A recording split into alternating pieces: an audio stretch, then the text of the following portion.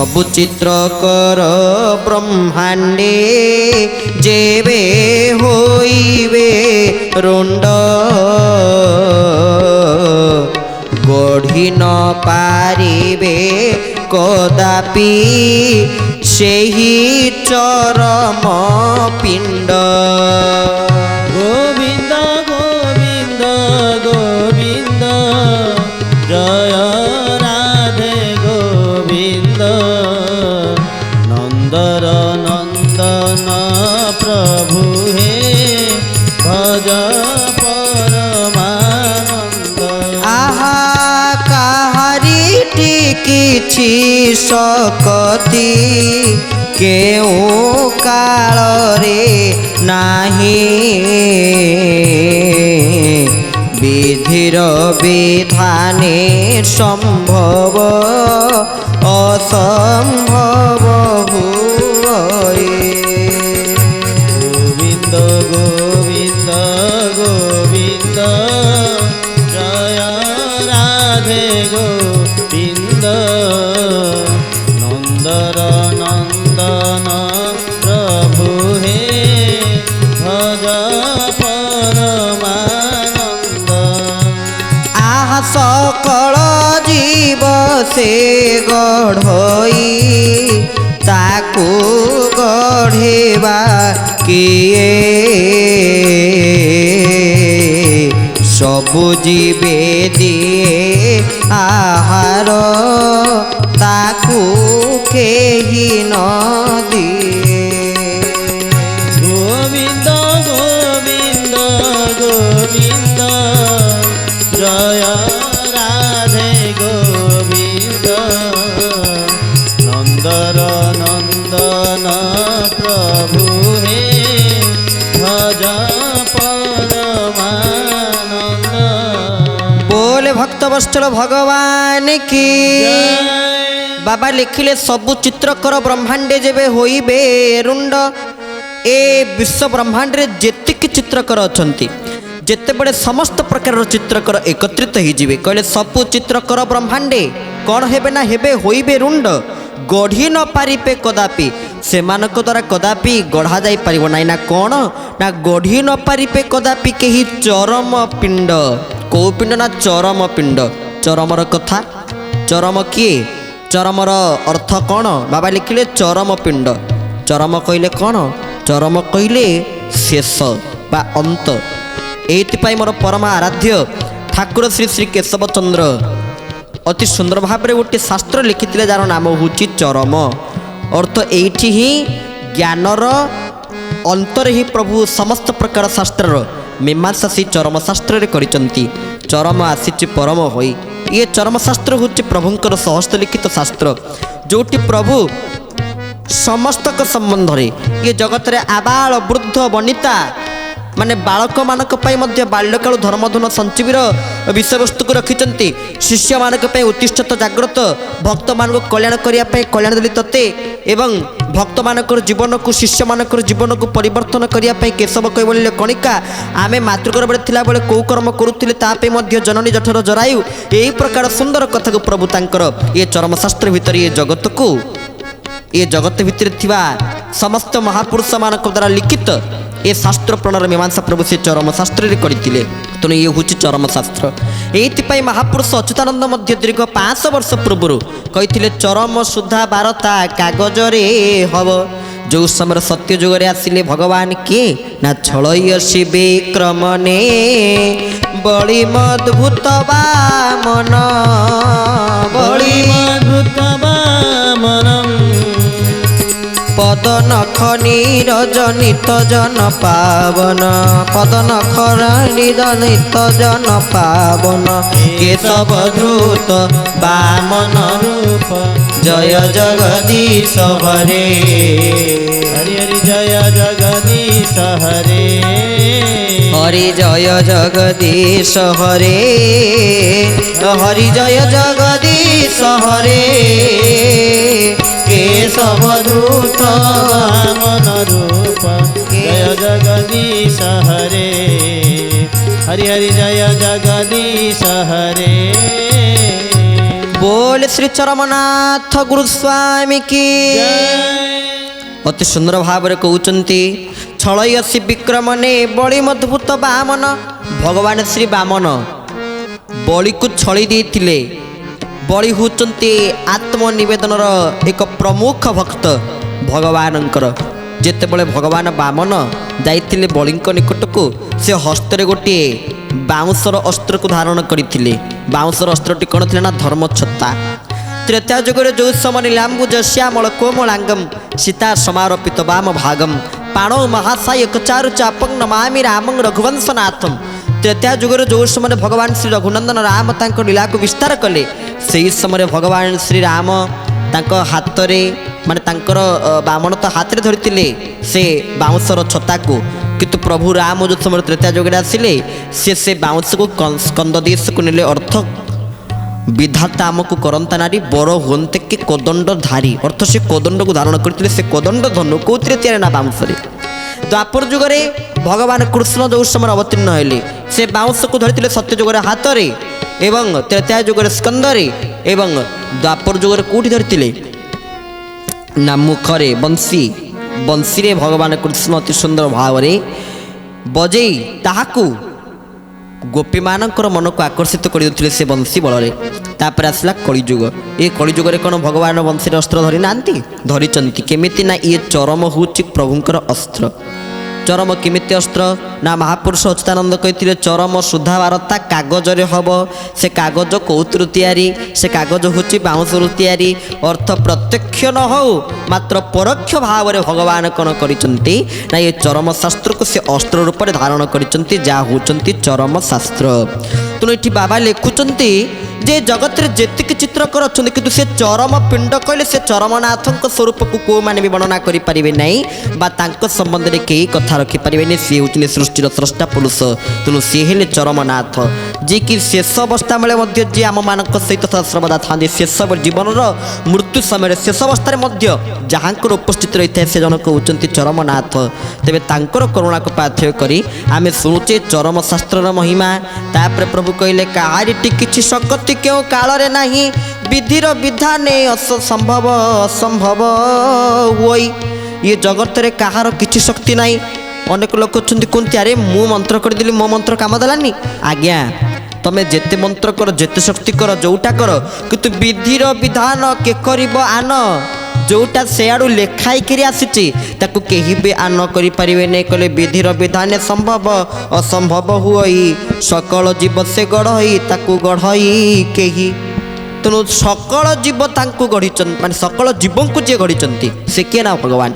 जोटी सकल जीव को से भगवान गढ़ीचन तेणु तांकू किए गढ़ी पारिबो तांकू किए सृष्टि करि पारिबो मोर गुरुदेव लिखि नांती कि बाबा वैकुंठनाथ ब्रह्मचारी किए गढ़िला ए सुंदर संसार केउ ठारे लुचि रहिलो धन्य से बिंधाणी विचित्र करणी तापरी आउ के नाहिलो मृग देह कला टिपि टिपि कालो काउ को करिला कला मयूर देहरे चंद्रिका छापिला कोइल को स्वर देलालो किए गढ़िला ए सुंदर संसार केउ ठारे लुचि रहिलो ये सुंदर संसार को ये सुंदर सृष्टि को जे निर्माण करिचंती जे गढ़ीचंती जे गठन करिचंती से होचंती भगवान किए गढ़िला ए सुंदर संसार आहा ये सुंदर संसार रे सृष्टिकर्ता होचंती भगवान तेबे तांकर ये सृष्टि प्रति जो सुंदर वार्ता रही ताहाई बाबा बाया बाया गीत उल्लेख करुचंती तेणु कहले सकल जीवन को से सृष्टि करिचन तेणु से सृष्टिर स्रष्टा पुरुष तेणु तांकू केही भी गढ़ी पारिबे नाही से विचित्र बिंधाणी जहाँ को जहाँ दवा कथा समस्त को ताहा प्रदान कर दे जाइचंती पैड़ भितर कौन कणा थिला ना से पैड़ भितर पानी कोठू आसीबो जदि पैड़ भितर जदि कणा नथिला ताले पैड़रू पानी कोठू आसीबो से पैड़ कणा थिला किंतु ता भितर पानी पुरई भगवान निजे ताकू दृश्य करदे निजे अदृश्य पालटि गले कहले मते जगत रे केही देखि पारिबे नाही मु होछि अदृश्य तत्व आ जे मोरी साधना मोरी निष्काम कर्म रे रही थिबे व्रती थिबे से निश्चित भाव में मते दर्शन करि पारिबे तेणु प्रभु यही कथा ही कहउचंती तेबे से चरम पिंडंकर कथा कुआ किए वर्णना करि पारिबो किए कहि पारिबो समस्त कहि पारिबे नाही तेबे गुरु होचंती भगवानकर प्रदत्त एघेनी गुरु भगवान ସେ ନୁହେଁ ମନୁଷ୍ୟ ସମାନ। ଗୁରୁଙ୍କ ଶରୀର ଏମିତି ସାଧାରଣ ମଣିଷ ଶରୀର ନୁହେଁ। ଆମ ସମସ୍ତଙ୍କ ଶରୀର କେଉଁଥିରେ ଗଠିତ ହେଇଛି ନା ପଞ୍ଚମହାଭୂତରେ। କ୍ଷିତି ଜଲ ପାବକ ଗଗନ ସମୀରା ପଞ୍ଚରହିତ ୟହ ଅଧମ ଶରୀରା। ଇଏ ଶରୀର ଆମର ପଞ୍ଚମହାଭୂତରେ ଗଢ଼ା ହେଇଛି। ତେଣୁ ପଞ୍ଚମହାଭୂତିକ ଶରୀର ଭିତରେ ମଣିଷ ଶରୀର ପାଇକରି ମଧ୍ୟ ଜୀବମାନେ ସମସ୍ତେ ଦୁଃଖ ପାଉଛନ୍ତି, କଷ୍ଟ ପାଉଛନ୍ତି, କ୍ଲେଶ ପାଉଛନ୍ତି। ଏସବୁ ଦୁଃଖ, ଏସବୁ କ୍ଲେଶ, ଏସବୁ କଷ୍ଟର କାରଣ କ'ଣ ନା ମଣିଷ ପ୍ରକୃତି ଛଡ଼ା। ପ୍ରକୃତି ସହିତ ମଣିଷ ଖାପ ଖୁଆଇ ଚଳିବାକୁ ଚାହେଁ ନା। ଶୀତ ହେଲେ ସେ ଶୀତକୁ ପ୍ରଶ୍ରୟ ଦେବାକୁ ଚାହେଁ ନା। ଗରମ ହେଲେ ଗରମକୁ ସେ ପ୍ରଶ୍ରୟ ଦେବାକୁ ଚାହେଁ ନା। ବର୍ଷା ହେଲେ ବର୍ଷାକୁ ପ୍ରଶ୍ରୟ ଦେବାକୁ ସେ ଚାହେଁ ନା। ନିଜେ ହିଁ ସବୁଥିରୁ ରକ୍ଷା ପାଇବା ପାଇଁ, ଉଦ୍ଧାର ପାଇବା ପାଇଁ ସେ ତାର ନିଜେ ହିଁ ନିଜେ କରିଚାଲେ। ନିଜେ ହିଁ ନିଜେ ଆତ୍ମବଡ଼ିମା ଦେଖେ, ନିଜ ରାସ୍ତାରେ ଚାଲି ଚାଲେ। କିନ୍ତୁ ଦେଖୁନା ଯେଉଁ ସମୟରେ ଖରା ହୁଏ ପ୍ରକୃତି ତା କାମ କରେ, କିନ୍ତୁ ଆମେ ଆମ କାମ ବନ୍ଦ କରିଦିଏ। ଖରା କାହିଁ ହେଉଛି, ଆମେ କାହିଁ ଯିବା, ଥାଉ ଯିବାର ଆବଶ୍ୟକ ନାହିଁ, ଆମେ ଆମ କାମ ବନ୍ଦ କରିଦିଏ। ଯଦି ବର୍ଷା ହେଉଛି ଆମେ କହେ ଏତେ ଜୋରେ ବର୍ଷା ହେଉଛି କିଏ ଯିବ, ଥାଉ ଯିବାର ନାହିଁ। ଯଦି ଶୀତ ହେଉଛି ଆମେ କହେ ଏତେ ଜୋରେ ଶୀତ ହେଉଛି କିଏ ଯିବ। ପ୍ରକୃତିକୁ ଦୋଷ ଯଦି ଆମେ ନିଜେ ନିଜକୁ ବଳିୟାନ ବୋଲି ଭାବିବା ତାହେଲେ କେମିତି ହେବ? ଦୁଃଖ ପାଇବା, ନିଶ୍ଚିତ ଭାବରେ ଦୁଃଖ ପାଇବା। ଯେଉଁ ଦ୍ୱିତୀୟ ବଳିରେ ବାବା କ'ଣ କହୁଥିଲେ ନା ଗୁରୁଙ୍କର ମହିମା, ଚରମଶାସ୍ତ୍ରର ମହିମା। ଆଉ ଯେତେ ଚିତ୍ରକର ଆସିଲେ ବି ଭଗବାନଙ୍କୁ କେହି ରୂପ ଦେଇପାରିବେନି, ସେ ଶକ୍ତି କାହା ନିକଟରେ ନାହିଁ। ନୀଳ ନବଘନ ସୁନ୍ଦର ବଦନ ଶ୍ରୀମୁଖେ ଶୋଭନ୍ତି ଅତି ଶୋଭା। ଶିରେ ଶିଖି ଚୂଳ ମାଳତୀ ବକୁଳ ଝଙ୍କାରୀ ମଧୁପ କୂଳ ପ୍ରଭା। ତାଙ୍କୁ କିଏ ରୂପ ଦେଇପାରିବ ବା ତାଙ୍କ ରୂପ କିଏ କହିପାରିବ? ଏଇଥିପାଇଁ ବାବା ଗୋଟେ ସୁନ୍ଦର ପଦରେ ବୁଝେଇ କହୁଛନ୍ତି ବାୟା ଗୀତାର ଚତୁର୍ଥ ପରିଚ୍ଛେଦର ଦ୍ୱିତୀୟ ବଳିରେ କ'ଣ କହୁଛନ୍ତି? ବିଚିତ୍ର ବିନ୍ଧାଣୀ ରୂପରେ ସବୁ ଜୀବର ହେଇଛି, ସବୁ ଜୀବ ଗଢ଼ିଛି। ମୟୂରକୁ କରି ସୁନ୍ଦର କଣ୍ଟା ଗୋଜା କରିଛି। গোবিন্দ গোবিন্দ গোবিন্দ জয় রাধে গোবিন্দ। নন্দর নন্দন প্রভু হে ভজ পরমানন্দ। ଆହା ଫୁଲ ମାନଙ୍କରେ ରଖିଛି ବାସ ବୃକ୍ଷରେ ଫଳ। ଜଳେ ଜଳ ଜନ୍ତୁ ଥୋଇଲା ନାରିକେଳରେ ଜଳ। গোবিন্দ গোবিন্দ গোবিন্দ জয় রাধে গোবিন্দ। নন্দর নন্দন প্রভু হে ভজ পরমানন্দ। ଆହା ମାତାର ସନ୍ତରେ ରଖିଛି ଯତ୍ନେ ଶିଶୁ ଆହାର ଯତ୍ନେ ଶିଶୁ ଆହାର। କୋକିଳ କଣ୍ଠରେ ଶବଦ ବେଦ ବ୍ରହ୍ମା ମୁଖର। গুরু স্বামী অন্তর্যামী হে প্রভু আনন্দ কন্দ। দুঃখহারি জগৎপতি হে জয় সচিদানন্দ। ବୋଲେ ଭକ୍ତ ବତ୍ସଳ ଭଗବାନ କି ଏ ଜଗତରେ ଭଗବାନ ମୟୂରକୁ ସୃଷ୍ଟି କଲେ। ସିନା ମୟୂରକୁ ସୃଷ୍ଟି କରିଛନ୍ତି, ତାକୁ ସୁନ୍ଦର ସ୍ୱରୂପ ଦେଇଛନ୍ତି, କିନ୍ତୁ କଣ୍ଟାରେ ଗୋଜା ଭଗବାନ କରିଛନ୍ତି। କଣ୍ଟାକୁ ସୃଷ୍ଟି କଲେ ତା ଭିତରେ ଗୋଜା ସୃଷ୍ଟି କରିଛନ୍ତି। ଫୁଲମାନଙ୍କରେ ରଖିଛି ବାସ ବୃକ୍ଷରେ ଫଳ। ଗୋଟେ ବୃକ୍ଷରେ ଯଦି ଫୁଲ ହେଉଛି ତାହେଲେ ସେ ଫୁଲରେ ଭଗବାନ କ'ଣ ରଖିଛନ୍ତି? ଅପୂର୍ବ ବାସ। ଆହା, କିନ୍ତୁ ଫଳରେ କ'ଣ ରଖିଛନ୍ତି? ଗୋଟିଏ ଗୋଟିଏ ଫୁଲମାନଙ୍କର ଠାରେ ସିଏ ବାସ ରଖିଛନ୍ତି, ଆଉ ବୃକ୍ଷରେ କ'ଣ ରଖିଛନ୍ତି ନା ଫଳକୁ ରଖିଛନ୍ତି। ଜଳେ ଜଳଜନ୍ତୁ ଥଇଲା ନାରିକେଳର ଜଳ। ଜଳରେ ଜଳଜନ୍ତୁ ଥାଇକିରି ମଧ୍ୟ ଗୋଟିଏ ଫଳ ଯେଉଁଥିରେ କି ପ୍ରଭୁ ଜଳ ପ୍ରଦାନ କରିଛନ୍ତି। ସେ ଫଳଟି କ'ଣ ନା ନାରିକେଳ ବା ନଡ଼ିଆ ବୋଲି ଆମେ ଯାହାକୁ କହୁଛେ। ମାତାର ସନ୍ତରେ ରଖିଛି ଯତ୍ନେ ଶିଶୁ ଆହାର। କୋକିଳ କଣ୍ଠରେ ଶବଦ ବେଦ ବ୍ରହ୍ମା ମୁଖର। ଗ୍ରୀଷ୍ମ ବରଷା ଶରତ ହେମ ଶୀତ ବସନ୍ତ। ଦିବସ ରଜନୀ ସୃଜୁଚି ପୁଣି ଐରୀ ମିତ୍ର। କହିଲେ ଗ୍ରୀଷ୍ମ ବରଷା ଶରତ ଶୀତ ଆଉ ହେମନ୍ତ ଆଉ ବସନ୍ତ, ଏଇ ଯେଉଁ ସୁନ୍ଦର ଛଅଟି ଋତୁର କଥା କହୁଛନ୍ତି। ଇଏ ଛଅଟି ଋତୁ ସେହି ସମୟରେ ଅନୁଭବ ଆମେମାନେ କରିପାରୁଥିଲେ, ମାତ୍ର ବର୍ତ୍ତମାନ ସମୟରେ ଛଅଟି ଋତୁକୁ ଆମେ କେହି ଅନୁଭବ କରିପାରୁ ନାହିଁ। ବର୍ତ୍ତମାନ ଏ ଛଅ ଋତୁ ଭିତରୁ 3 ଋତୁ ଭାଙ୍ଗି ଯାଇଛି ବା ସିଏ ନଷ୍ଟ ହେଇଯାଇଛି ବା ତାକୁ ଆମକୁ ଆଉ ଉପଲବ୍ଧି ହେଇପାରୁନାହିଁ। କ'ଣ କ'ଣ? ଆମେ ବର୍ତ୍ତମାନ ଗ୍ରୀଷ୍ମକୁ ଉପଲବ୍ଧି କରିପାରୁଛେ। ଏଇ ଗ୍ରୀଷ୍ମ ଋତୁ ଆସିଗଲା, ଖରାଦିନ ଆସିଗଲା, ଅଂଶୁଘାତ କେତେବେଳେ ହେବ, ପାଣି ଯୁଆଡ଼େ ଯିବା ପାଣି ବୋତଲ ଧରିକି ଯିବା, ଛତାଟେ ଧରିକିରି ଯିବା। ଯେଉଁ ସମୟରେ ଯେଉଁ ପ୍ରକାର ବିଚାର ଆମମାନଙ୍କ ନିକଟରେ ଆସୁଛି। ବର୍ଷା ହେଉଛି, ଏଇ ରେନିକୋଟ୍ ପିନ୍ଧିକିରି ଯିବା, କି ଛତା ଧରିକିରି ଯିବା ବର୍ଷା ଜଳରୁ ମୁକ୍ତ ପାଇବା ପାଇଁ। ଶୀତ ହେଉଛି, ସ୍ୱିଟର ଜ୍ୟାକେଟ୍ ଟୋପି ମଫଲର ଇତ୍ୟାଦି ପରିଧାନ କରିବା। ଇଏ 3ଟି ଋତୁ ବର୍ତ୍ତମାନ ଆମକୁ ଉପଲବ୍ଧି ହେଉଛି। ଆଉ ନା କିଏ ଶରତ ଅନୁଭବ କରିପାରୁଛନ୍ତି, ନା ଆଉ କିଏ ହେମନ୍ତ ଅନୁଭବ କରିପାରୁଛନ୍ତି, ନା ଆଉ କିଏ ବସନ୍ତ ଅନୁଭବ କରିପାରୁଛନ୍ତି। ଏ ତିନୋଟି ଋତୁକୁ କେହି ବି ଅନୁଭବ କରିପାରୁ ନାହାନ୍ତି। ଏକମାତ୍ର ଏଇ ଯେଉଁ ଗ୍ରୀଷ୍ମ, ବର୍ଷା ଆଉ ଶୀତ, ଏଇ ତିନି ଋତୁକୁ ଆମେମାନେ ସମସ୍ତେ ଅଙ୍ଗାଙ୍ଗୀ ଭାବେ ଅନୁଭବ କରିପାରୁଛେ। ବାବା ଲେଖିଲେ ଦିବସ ରଜନୀ ସୃଜୁଛି ପୁଣି ଐରି ମିତ୍ର, କହିଲେ କାହାକୁ ସଂସାରୀ କରିଛି କାହାକୁ ବା ସନ୍ନ୍ୟାସ। ଏ ଭଗବାନଙ୍କର ସୃଷ୍ଟି ହେଉଛି ବଡ଼ ବିଚିତ୍ର।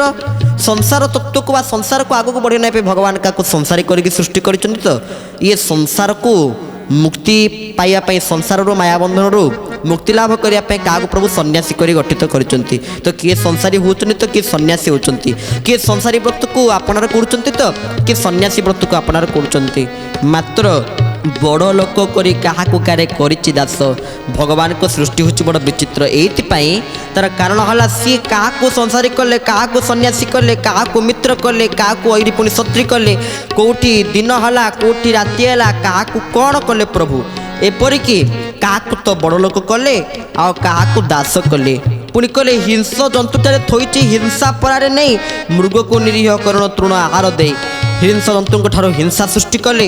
କାରଣ ମଣିଷ ଏବେ ଯେଉଁ ଶ୍ରେଷ୍ଠ ଶରୀର ବୋଲି ଭାଗବତରେ ପ୍ରମାଣ ହେଉଥିଲା, ଏବେ ମଣିଷ ଗୋଟେ ହିଂସ ଜନ୍ତୁ ପାଳିଯାଇଛି। କାରଣ କଥା କଥା ତାର ହିଂସା ଜାଗ୍ରତ ହେଉଛି, କଥା କଥା ତାର ଈର୍ଷା ଜାଗ୍ରତ ହେଉଛି। ଯଦି ମୋ ପାଖରେ ଗୋଟେ ଲୋକ ମୋଠୁ ବଡ଼ ବିଲ୍ଡିଂ କରିଦେଲା, ଆମର ତା ପ୍ରତି ଈର୍ଷା ଭାବନା ଆସୁଛି, ହିଂସା ଭାବନା ଆସୁଛି।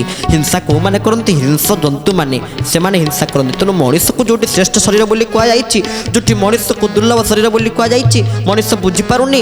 ମଣିଷ ଦୁର୍ଲଭ ଶରୀରର ହାନି ଚାହୁଁଛି, ଦୁର୍ଲଭ ଶରୀରର ମର୍ଯ୍ୟାଦାକୁ ନଷ୍ଟ କରୁଛି, ହିଂସା କରି ହିଂସ ଜନ୍ତୁରେ ପାଲଟି ଯାଉଛି। କାହିଁକି ନା ଆମେ ସମସ୍ତେ ମଣିଷ ଭଳିଆ ଅଙ୍ଗ ପାଇକରି ମଧ୍ୟ ଏମିତି କେତେକ ବ୍ୟକ୍ତି ଅଛନ୍ତି, ଆମେ ଅନେକବାର ଆପଣମାନଙ୍କୁ ଶ୍ରବଣ କରିଛୁ ବିଭିନ୍ନ ଅଧ୍ୟାୟରେ। ଏ ମଣିଷ ପଶୁ ସହିତ ସମାନ। ଆମେ କିଛି ନୁହେଁ, ମୁଁ କିଛି ନୁହେଁ, ମୁଁ କିଛି ନୁହେଁ, ମୁଁ କିଛି ନୁହେଁ, ମୁଁ କିଛି ନୁହେଁ, ମୁଁ କିଛି ନୁହେଁ, ମୁଁ କିଛି ନୁହେଁ, ମୁଁ କିଛି ନୁହେଁ, ମୁଁ କିଛି ନୁହେଁ। ଯିଏ କରି କରାଉଛି ସବୁ ସିଏ, ଯିଏ କରି କରାଉଛି ସବୁ ସିଏ, ଯିଏ କରି କରାଉଛି ସବୁ ସିଏ, ଯିଏ କରି କରାଉଛି ସବୁ ସିଏ। ମୁଁ କିଛି ନୁହେଁ, ମୁଁ କିଛି ନୁହେଁ, ମୁଁ କିଛି ନୁହେଁ, ମୁଁ କିଛି ନୁହେଁ। बोले भक्त बत्सल भगवान की। କାହାକୁ ମାହୁନ୍ତ କରିଛି ବସେ ମାତଙ୍ଗ ବେକ, କୁବେର ହୋଇକି ବସଇ କେହୁ ମାଗଇ ଭିକ। କିଏ କୁବରୀ ହୋଇକିରି କୁବେରଙ୍କ ପରି ଧନୀ ହେଇକିରି କୋଟିପତି ହେଇକିରି ଆରାମସେ ଖାଉଛନ୍ତି, ପିଉଛନ୍ତି, ବସୁଛନ୍ତି। ଆଉ କିଏ ଗରିବ ଶ୍ରେଣୀର ବ୍ୟକ୍ତି ହେଉଛନ୍ତି। କିନ୍ତୁ ଏ ଜଗତରେ ଯେତିକି ଜୀବକୁ ଆମେ ଦେଖୁଛେ ବ୍ରହ୍ମାଣ୍ଡ ଭିତରେ, ସମସ୍ତଙ୍କ ଜୀବନରେ ଦୁଃଖ ଅଛି। ଗୋସ୍ୱାମୀ ତୁଳସୀ କହୁନାହାନ୍ତି କି ଦିନ କହି ଧନବାନ ସୁଖୀ, ଧନବାନ କହେ ସୁଖୀ ରାଜା ତୁମାଏ। ଯେଉଁଠି ଦିନ କହୁଛନ୍ତି ମୁଁ ଖୁସି ନୁହେଁ, ଧନୀ ଲୋକ ଖୁସି। ଧନବାନ କହେ ସୁଖୀ ରାଜା ତୁମାଏ, ଯେ ଧନୀ ଲୋକ କହୁଛନ୍ତି ସିଏ କହୁଛନ୍ତି ରାଜା ସୁଖୀ। ଧନୀ ଯିଏ କହିଲେ ମୁଁ ଖୁସି ନୁହେଁ, ମୋଠୁ ଅଧିକ ଖୁସି ରାଜା। ରାଜା କହେ ମହାରାଜା ସୁଖୀ, ରାଜା କହୁଛନ୍ତି ମହାରାଜା ଅଧିକ ଖୁସିରେ ଅଛନ୍ତି। ମହାରାଜା କହେ ସୁଖୀନ୍ଦ୍ର ତୁମା ହିଁ, ମହାରାଜା କହୁଛନ୍ତି ଦେବରାଜ ଇନ୍ଦ୍ର ଅଧିକ ଖୁସିରେ ଅଛନ୍ତି। ଇନ୍ଦ୍ର କହୁଛନ୍ତି ଚତୁରାନନ ସୁଖୀ, ଚତୁରାନନ କହିଲେ ବ୍ରହ୍ମା, ବ୍ରହ୍ମା ଖୁସିରେ ଅଛନ୍ତି। ମାତ୍ର ଗୋସ୍ୱାମୀ ତୁଳସୀ କହିଲେ ତୁଳସୀ କହେ ସବ ଜୀବ ଦୁଃଖୀ। ଇଏ ସଂସାରରେ ଯେତିକି ଜୀବ, ଗୋସ୍ୱାମୀ ତୁଳସୀଙ୍କ ଭାଷାରେ ସମସ୍ତେ ହେଉଛନ୍ତି ଦୁଃଖୀ। ତାହେଲେ ଏକମାତ୍ର ସୁଖୀ କିଏ? हरि भक्ति बिना सब जीव दुखारी। हरि भक्ति बिना, ठाकुर भक्ति बिना, केशवंकर भक्ति बिना आम मानक जीवन होची दुखमय, आम मानकर जीवन होची दुखालय। ये संसार तो अन्य नाम हूँ गोटे दुखालय। यदि संसार प्रतिशब्द क्या पचरा जाए से संसार गोटे प्रतिशब्द हम, प्रमुख प्रतिशब्द दुखालय। मिछ माया भरा ये सारा दुनिया केही नुहे आपणार, निमिष के चुना सुनार संसार सत्य बाली घर। ये संसार हूँ गोटे बाली घर भाया। तेणु तार अर्थ आम कौन सब संसार बाहर जा से कथा नुहे। ये संसार सहित आमको सांसारिक सन्यासी होगा पड़ो। अर्थ संसार को दृष्टि देकर आमको धर्म आचरण करने पड़ो। आउता हूँ सर्वश्रेष्ठ साधना। तद्वारा भगवान कृपा करती, करुणा करती। कारण जितेबले इंद्र वर्षा करती से देखते जे बर्तमान जमीर अवस्था कौन, क्षेत्र अवस्था कौन।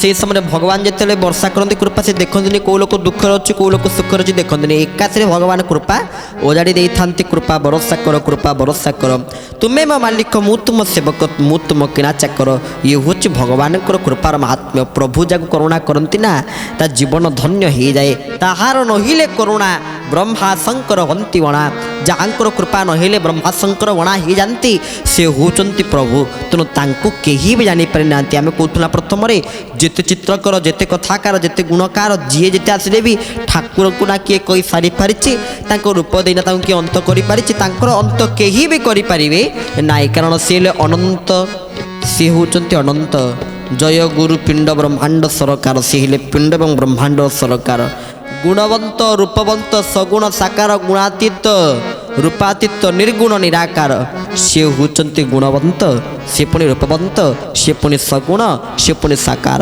ସେ ଗୁଣାତୀତ ସେ ରୂପାତୀତ ସେ ନିର୍ଗୁଣ ସେ ନିରାକାର ସେ ପ୍ରପଞ୍ଚ ସେ ଅପ୍ରପଞ୍ଚ ତେଣୁ ସିଏ ହେଉଛନ୍ତି ସବୁକିଛି କିନ୍ତୁ ତାଙ୍କର ପ୍ରକୃତ ସ୍ୱରୂପ ହେଉଛି ଅନନ୍ତ এইথিপাই ପୂଜକ ବଳିଆଙ୍କ ପ୍ରାର୍ଥନାରେ ଆମେ ସମସ୍ତେ ଗାଏ ନା କ'ଣ ଗାଏ ଜାଗ ହେ ଅନନ୍ତ ତୁମେ ଜାଗି ଉଠ ଧରା ଧାମେ ଜାଗ ହେ ଅନନ୍ତ ତୁମେ ଅର୍ଥ ସେ ଅନନ୍ତଙ୍କର ଜାଗ୍ରତ ପାଇଁ ଆମମାନଙ୍କୁ ସମସ୍ତଙ୍କୁ ପ୍ରାର୍ଥନା କରିବା ପାଇଁ ପଡ଼ିବ ପ୍ରଭୁଙ୍କ ପାଖରେ ପ୍ରଭୁ ଦ୍ୱାପର ଯୁଗରେ ଯେଉଁ ସମୟରେ ଧରିତ୍ରୀ ମାତା କ୍ରନ୍ଦନ କରୁଥିଲେ ଯେଉଁଠି ତ୍ରେତା ଯୁଗରେ ସାଧୁସନ୍ତମାନେ କ୍ରନ୍ଦନ କରୁଥିଲେ ରାମ କେମିତି ଆସିବେ ସେମିତି ଏ କଳିଯୁଗର ଯେଉଁ ଅଧର୍ମର ଭାର ବଢ଼ିଯାଇଛି ତାକୁ ବିନାଶ କରିବା ପାଇଁ ଆମମାନଙ୍କୁ ସମସ୍ତଙ୍କୁ ଭଗବାନଙ୍କୁ ଡାକିବାକୁ ପଡ଼ିବ ହେ ପ୍ରଭୁ ଆପଣଙ୍କର ଅବତାରର ଏକାନ୍ତ ଆବଶ୍ୟକତା ରହିଛି ତେବେ ଏଇଥିପାଇଁ ଭଗବାନଙ୍କର ଅବତୀର୍ଣ୍ଣ ହୁଏ ବୋଲି ବାୟା ମଧ୍ୟ କହୁଛନ୍ତି ଏ ଜଗତରେ ସମସ୍ତଙ୍କର ଦୁଃଖ ଅଛି ଆଉ ସମସ୍ତଙ୍କର ସୁଖ ଅଛି ତେଣୁ ଭକ୍ତବନ୍ଧୁ ଇଏ ହେଉଛନ୍ତି ବାୟା ଗୀତର ଚତୁର୍ଥ ପରିଚ୍ଛଦର ଦ୍ୱିତୀୟ ବଳିର କଥାବସ୍ତୁ ଏଇଠି ଆଜିର କଥାବସ୍ତୁକୁ ବିଶ୍ରାମ ଦେଉଛୁ ପରିଶେଷରେ ଭଗବାନଙ୍କର ଦୁବାର ନାମ ସଂକୀର୍ତ୍ତନ କଥାବସ୍ତୁକୁ ବିଶ୍ରାମ ଜୟ ରାଧେ ଶ୍ରୀ ରାଧେ ରାଧେ ରାଧେ ପ୍ରିୟା ପ୍ରିୟା जय राधे श्री राधे राधे राधे प्रिया प्रिया जय श्यामा श्री श्यामा श्यामा श्यामा प्रिया प्रिया जय श्यामा श्री श्यामा श्यामा श्यामा प्रिया प्रिया बोले भक्त वत्सल भगवान की जय